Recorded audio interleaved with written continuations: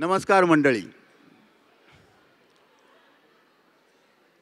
काही व्यक्तिमत्व अशी असतात की जी अगदी तरुण वयातच गरुड झेप घेऊन आकाशात उंच उडायला लागतात. त्यांच्या पंखातलं बळ लहानपणापासूनच इतरांनी अनुभवलेलं असतं. तरुण वयातली त्यांची चौफेर नजर नवीन नवीन वाटा शोधण्यात नेहमी गुंतलेली असते. असंच एक भारतातलं तरुण आणि उभरतं व्यक्तिमत्व आज आपल्याशी गप्पा मारायला इथे आलेलं आहे. मी मिलिंद मेढेकर. आता आपल्या या संमेलनाचे मुख्य प्रायोजक आणि सुहाना 7 सीजचे डायरेक्टर श्री विश्व चोरडिया यांना स्टेजवरती येण्यास विनंती करतो.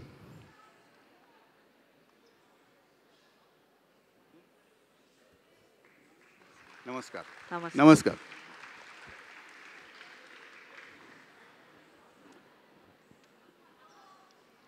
श्री विश्वजी, आपल्या या संमेलनात मनपूर्वक स्वागत. धन्यवाद. धन्यवाद. अमेरिकेतल्या प्रख्यात हार्वर्ड बिझनेस स्कूलचे पदवीधर, जगातल्या अनेक देशातून भ्रमंती, तसेच शाळा कॉलेजमधून संगीत व हिंदी भाषा यात अनेक बक्षिसं मिळवलेले श्री विश्व चोरडिया हे एक आगळं वेगळं व्यक्तिमत्व आहे असं म्हणणं काही अतिशयोक्ती होणार नाही. नुकतंच त्यांना times paper brand, Pune times mirror आणि नवभारत टाइम्स यांच्याकडून गव्हर्नर ऑफ महाराष्ट्राचे यंग आंतरप्रेनर याचे पारितोषिक मिळालेले आहे.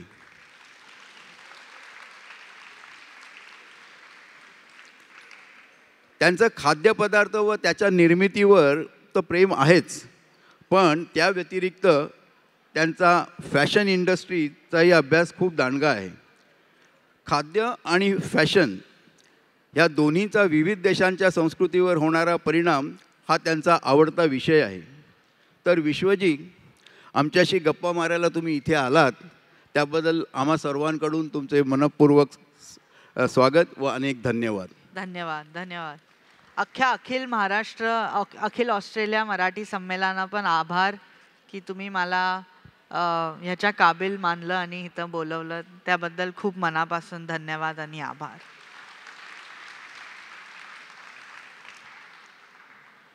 प्रवीण मसाले हे भारतात एक अतिशय प्रचलित नाव आहे. तर भारतातील इतर मसाल्यांबरोबर प्रवीण मसाले आणि प्रवीण ते सुहाना हा प्रवास का व कसा झाला हे आम्हाला सांगू शकाल का? नक्कीच सांगू शकाल. आणि खूप अभिमान वाटतो की जो माझ्या पणजोबा आणि पणजींनी चालू केलेला व्यवसाय 1962मध्ये आता जागतिक स्तरावर काम करून आम्ही इथपर्यंत आलो आहोत. त्यांच्या आशीर्वादामुळं आणि आमच्या ग्राहकांच्या प्रेमामुळंच जे काय आहे ते आम्ही सगळे आहोत. तर 1962मध्ये पणजी आणि पणजोबांनी घरगुती व्यवसायासारखा एक छोटासा आउट ऑफ स्ट्रगल असा तो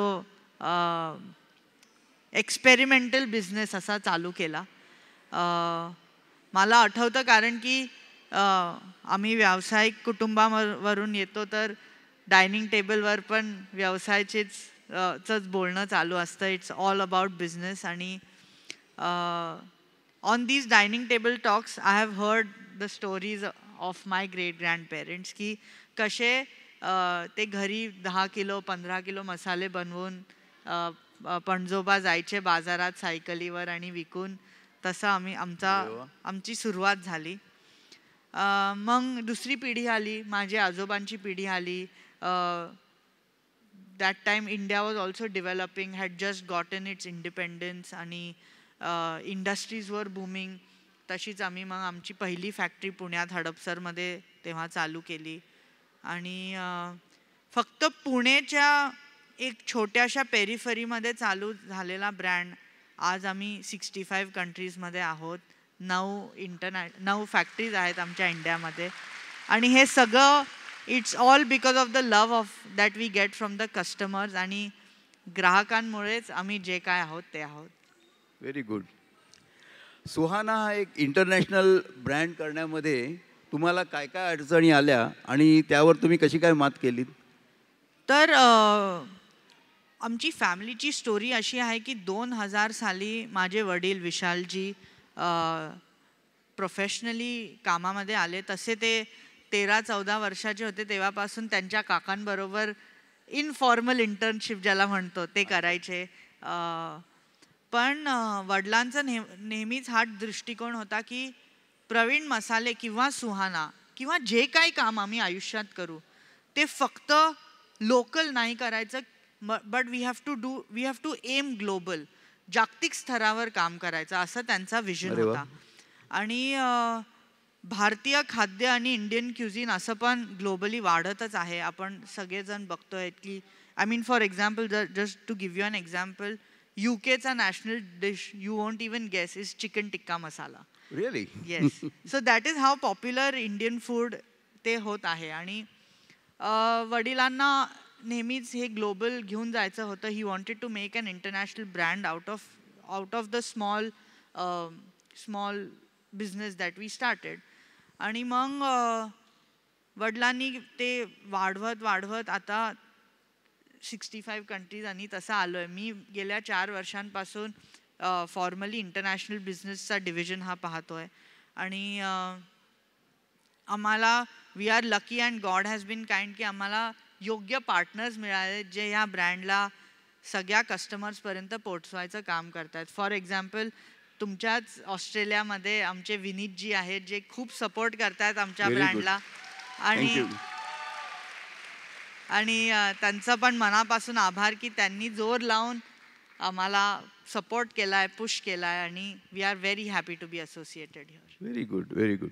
मग तुमच्या सुहानाच्या फॅक्टरीमध्ये R&Dमध्ये तुम्ही नक्की काय करता? म्हणजे आता मसाले म्हटले की आपण त्याची जी एक गुणवत्ता जी असते किंवा म्हणजे क्वालिटी कंट्रोल किंवा त्याची जी कन्सिस्टन्सी असते ती आपण प्रत्येक वेळा त्याची अपेक्षा करतो. तर ते तुम्ही तुमच्या R&Dमध्ये कसं काय करता? तर माझ्या पणजोबांचं नेहमी एक बेसिक बेसलाईन असायचा की जे आम्ही आमच्या फॅक्टरीमध्ये बनवतोय ते आम्ही आमच्या घरी खायचं असं. There should be no difference in what you eat at home and what you give to our customers. Okay. आणि R&D त्याच्यासाठी खूप इम्पॉर्टंट आहे, कारण की right quality of ingredients, right quality of raw materials choose करणं हे खूप critical आहे आमच्या बिझनेससाठी. बिकॉज फ्रेश इन्ग्रेडियंट्स आम्हाला प्रोक्युअर करावे लागतात, मग त्याला स्टोअर करून म्हणजे प्रोसेस करून मग त्याचा एंड प्रॉडक्ट बनवावा लागतो. तर स्पेसिफिक QAची आमची टीम आहे, R&Dची टीम आहे जी हे सगळं बघून ते प्रॉडक्ट्सला सिमिलर युनिफॉर्मिटी ठेवून त्याला नीड्स कोल्ड स्टोरेज असो किंवा कुठल्या इन्ग्रेडियंट्सला ड्राय स्टोरेज असो किंवा वेगळ्या वेगळ्या इन्ग्रेडियंट्ससाठी वेगळे स्टोरेज फॅसिलिटीज आम्ही तयार केलेल्या आहेत. आणि त्यामुळं QA आणि QCमध्ये आम्ही खूप स्ट्रिंजंट आहोत आणि त्याच पद्धतीने आम्ही काम करत आलो आहोत. आणि मग सीझनप्रमाणे जसं काही गोष्टी बदलतात, म्हणजे सीझनप्रमाणे मिरच्यांचा तिखटपणा बदलतो किंवा सीझनप्रमाणे वेलदोड्याचा वास बदलतो, तर त्या बाबतीत तुम्ही काय करता? म्हणजे त्याच्यामध्ये तुमची क्वालिटी कंट्रोल किंवा तोच मसाला तसाच चाखायला स्वादाला असावा याच्याबद्दल तुम्ही कसं काय काळजी घेता? तर जो रॉ मटेरियल आम्ही प्रोक्युअर करतो त्याचे वेगळे पॅरामीटर्स असतात जे आम्हाला नक्कीच फॉलो करावे लागतात. आणि त्याच्यामध्ये आम्ही थोडं पण लिवाय देत नाही की it has to be according to the parameters जे आम्ही डिझाईन केलेले आहेत. त्याच्यानंतर स्टोरेज फॅसिलिटीमध्ये खूप त्याचा प्रभाव पडतो, कारण की if you store your raw material into the wrong storage then ते खराब व्हायची शक्यता खूप असते. म्हणून ते आम्ही खूप नीट लक्ष देऊन त्याच्यावर काम करत असतो. आणि तसेच in terms of the front end आम्ही खूप मार्केट रिसर्च करत असतो. आम्ही कस्टमर्सचे फीडबॅक घेत असतो. We are always listening to the customers आणि त्यांच्या दृष्टिकोनातनंच आम्ही कसे प्रॉडक्ट्स नवीन तयार करायचे ह्याच्यावर पण सतत काम करत असतो आणि त्याच्यावरच नवीन प्रॉडक्ट्स बनवून आम्ही तयार करत असतो. आणि तुमच्या फॅक्टरीमध्ये ऑटोमेशन किती प्रमाणात झालेलं आहे? तर 9 फॅक्टरीज जे आत्ता आमचे झालेत ते वेगळ्या टाईम स्पॅन्समध्ये झालेत. तर जसे times are changing, we are also evolving, we are also developing, and we are also getting close to what a perfect precision should be. तर आता AIचा जमाना आहे आणि आर्टिफिशियल इंटेलिजन्स खूप लोक आता फ्रंट एंडमध्ये त्याचा वापर करतात, सेल्समध्ये त्याचा वापर करतात, मार्केटिंगमध्ये आपण तर पाहतच आहोत की मार्केटिंग आणि कम्युनिकेशनमध्ये त्याचा वापर होतो. But I think we are one of the only brands from India जे AIचा यूज आम्ही आमच्या बॅकएंडमध्ये करतो. तर तो बॅकएंडमध्ये आम्ही आमच्या आम्ही म्हणजे फ्रंट एंडमध्ये तर आम्ही नक्कीच करतो. For all our communication, for all our literature आम्ही AIचा वापर खूप करतो. बट फॉर आवर बॅकएंड की कुठला रॉ मटेरियल कधी प्रोक्युअर करायचा, त्याला कुठं ठेवायचं, त्याला कधी यूज करायचा, डिस्पॅच कधी करायचा, त्याचं प्रोडक्शन कधी करायचा, त्याच्यासाठी आम्ही सगळं आता AI यूज करत आहोत.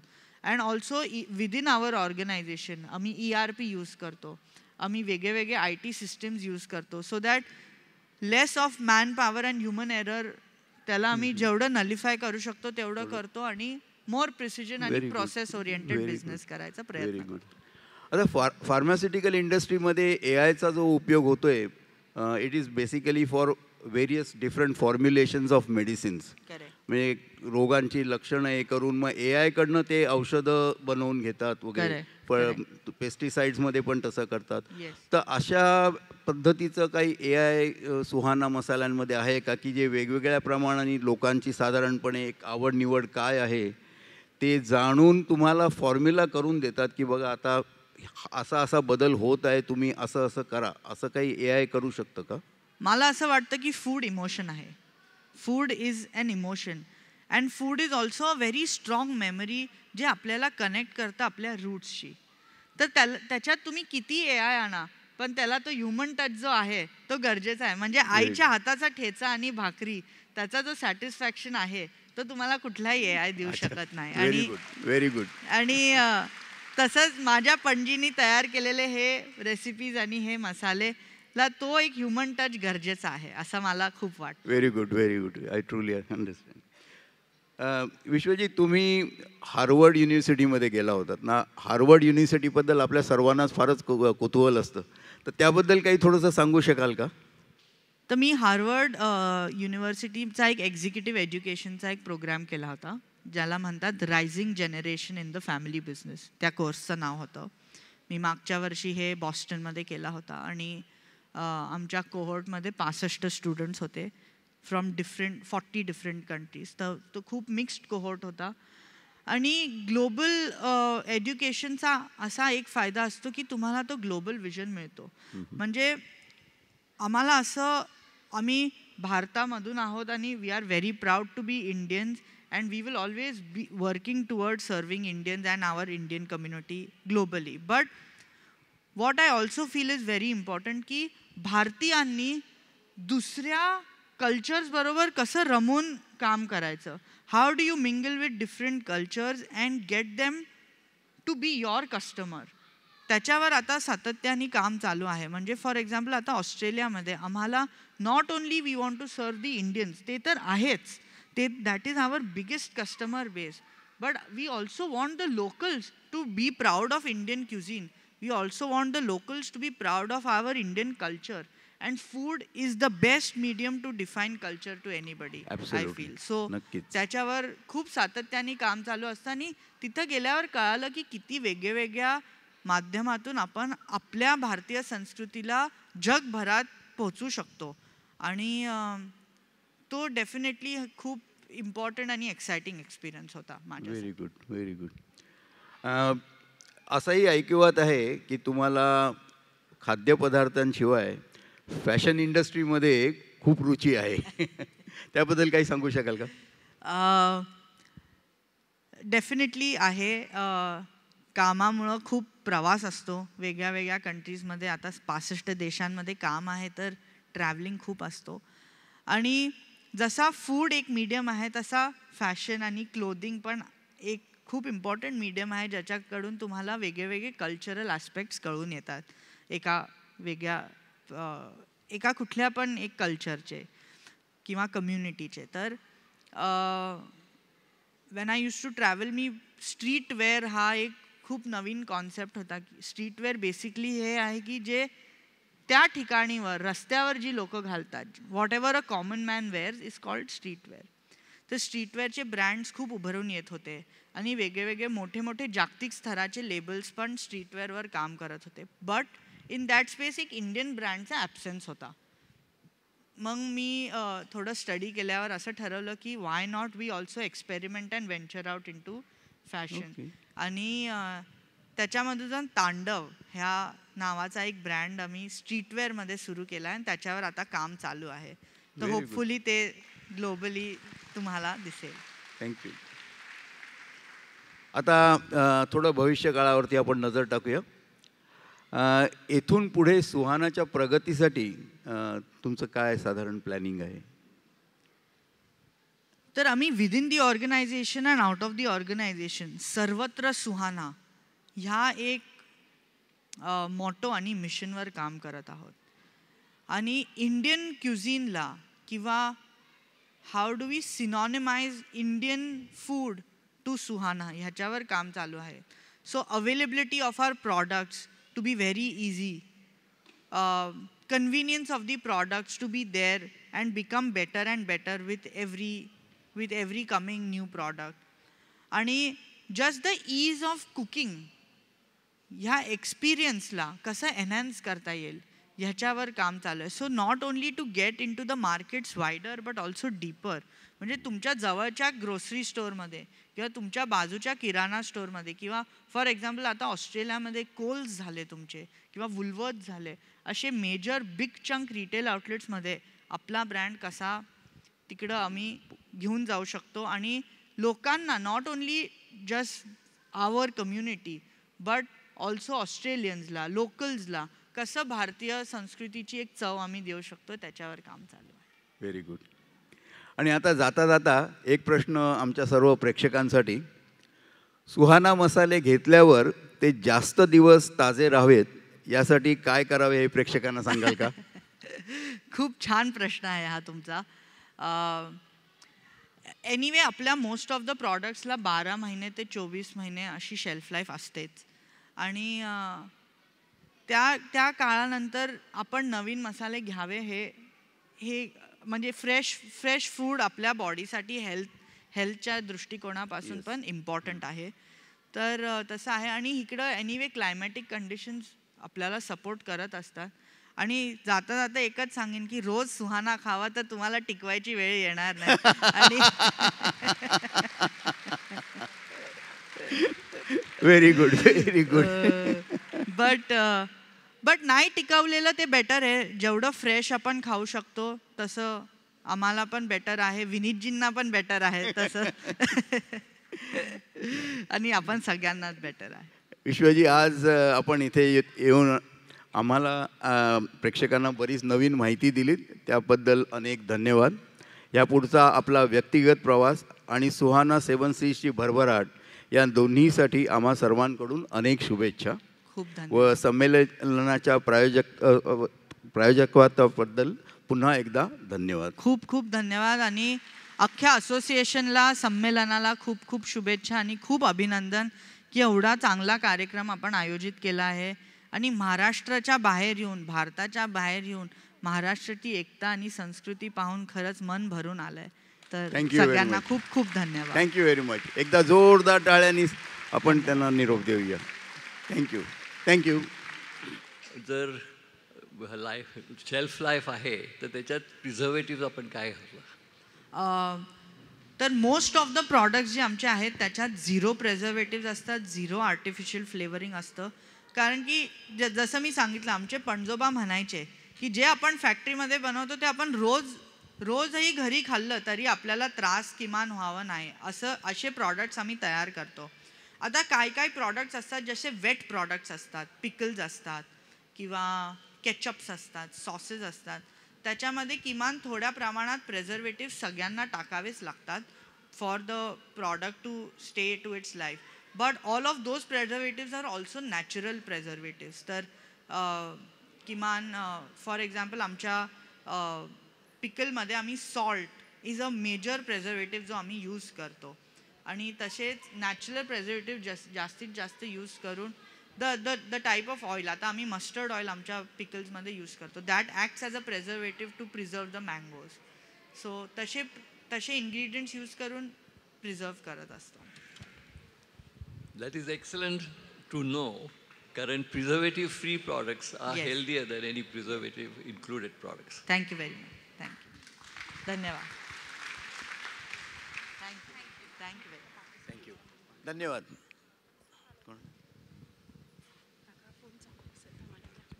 हॅलो. पार्टिसिपेंट्स त्यांच्या टीम लीडर बरोबर प्लीज बॅकस्टेजला या. आपण एक 5 मिनिटात समारोपाच्या कार्यक्रमाकडे वळणार आहोत. त्याच्या आधी रॅफल ड्रॉ असेल. पण रॅफलची तिकीट्स जर का पार्टिसिपेंट्सनी घेतली असतील तर प्लीज तुमच्या हातात घेऊन ती तिथे या, म्हणजे इन केस तुम्हाला जर का रॅफल ड्रॉचं तिकीट लागलं तर तुमच्याकडे तिकीट असेल. थँक्यू. चला तर आता आजच्या दिवसातला आपला शेवटचा रॅफल ड्रॉ. सगळ्यांनी तिकीटं तयार ठेवा. मी आमंत्रित करते, आता 2 साड्या आपण रॅफल ड्रॉमध्ये देणार आहोत. तर आम्ही मराठवाडा ग्रुपकडून शिल्पा गायकवाडी आणि रेणुका रामदासे यांना मी विनंती करते की त्यांनी प्लीज यावं.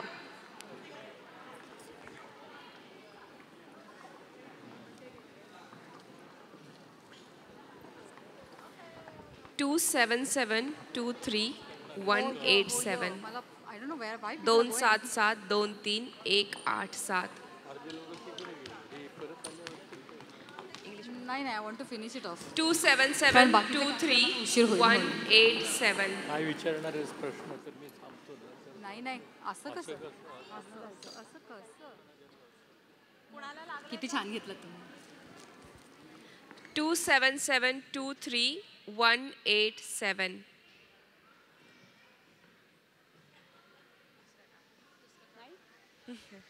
ओके, मग आपण आता दुसरं काढूया.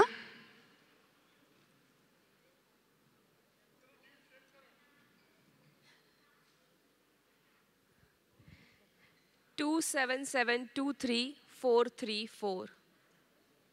27723 434.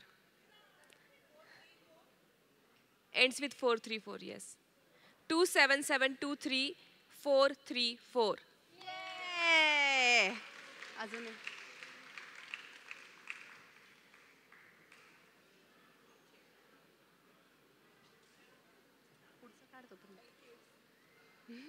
Good.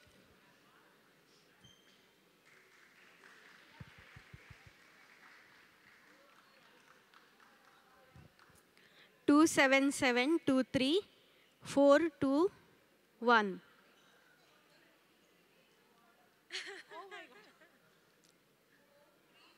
फोर 421.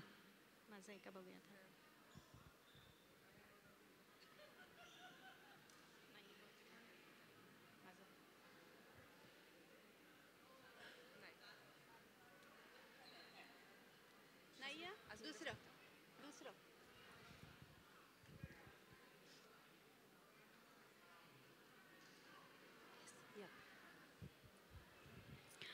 27723 406.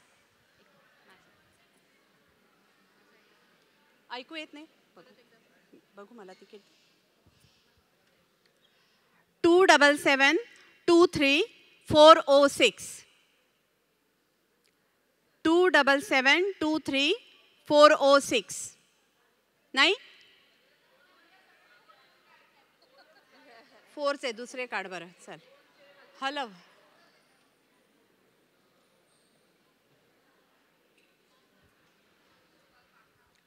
27723 561. 561 आहे कोणाकडे? Tick tick 1 2. ये गुड.